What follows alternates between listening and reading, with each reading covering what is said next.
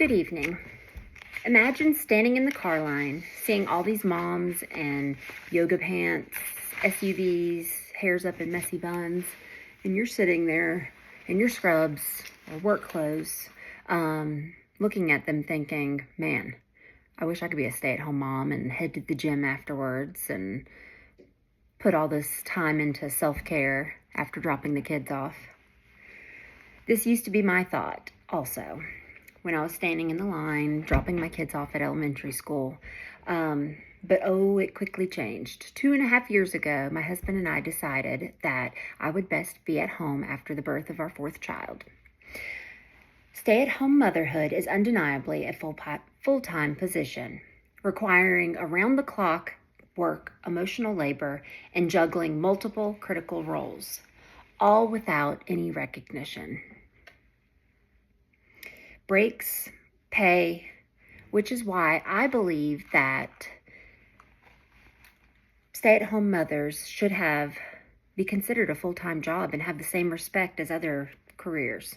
Staying at home means you're on call 24/7, with no vacation, sick days, or holiday time off.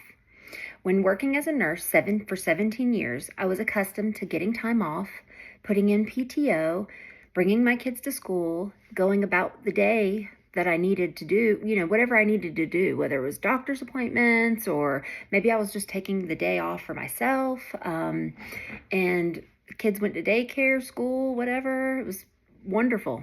There are no days like that when you're a stay-at-home mom. I found an interesting article. The author wrote, mothers at home spend 18 hours a week on childcare compared to the 11 hours for working mothers. It's a 7-hour difference. This was on After Decades of the Decline, A Rise in a Stay-at-Home Mother by Vera Cohn, Gretchen Livingston, and Wendy Wade. A stay-at-home mother works multiple roles. She's a nurse, she's a teacher, she's a chef, she's a taxi driver, she's a housekeeper, a planner, child care provider. All those roles wrapped up into one title, stay-at-home mom, which sounds simple. When you're at home all the time with your children, you fix all the boo-boos, you help them when they're sick. When they're sick, you're giving them round-the-clock medication.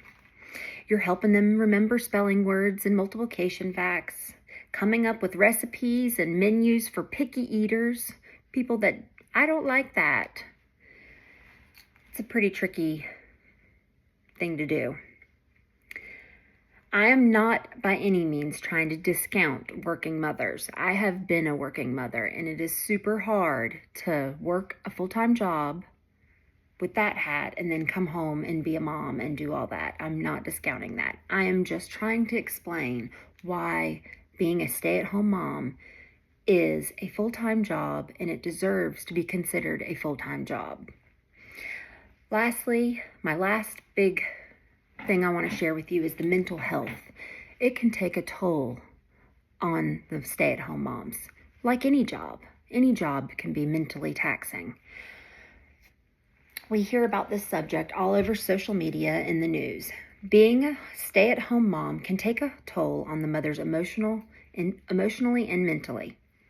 Your brain is in constant motion, and let's face it, it's hard to know a little person or people is relying on you for their total care every day, 24/7.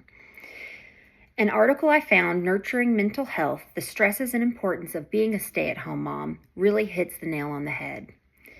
Randy Paris lists 5 things mothers staying at home full-time with their children could face. The first thing was isolation. It can be extremely lonely at times, staying at home with toddlers, even school-age children, and not having any other adults to converse with, be able to talk to your friends and bounce things off, ideas, things that you might do at your regular job. The second thing was identity loss. You can lose yourself in staying at home with your kids if you're not careful.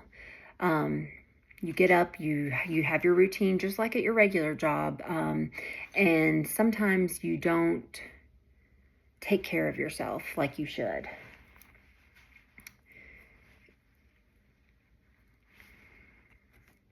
Thirdly, Paris states the monotony and the routine. She states that daily routine of caregiving can become monotonous and mundane, potentially leading to feelings of boredom and insignificance. Incorporating variety and personal interest into your routine can help combat this. Her fourth point, which we touched on a little bit, was self-care challenges. When wearing all the hats we talked about previously, you can let yourself slip. Whose mental health is any good when they don't feel good about themselves? Her last point was there's a lot of pressure and guilt. She states the societal pressure to be the perfect mother and the guilt associated with taking time for yourself can take a toll on your mental health. There is so much mom guilt out there, comparing themselves. You compare yourself all the time. You compare your kids, your family all the time. Social media is terrible for this. In closing, being a stay-at-home mother demands constant dedication to your home and your family. You manage every aspect of the household and nurture your child's emotional and physical development without any schedule, any sort of recognition or pay. And that is why I believe stay-at-home moms should be recognized as a full-time job. Thank you.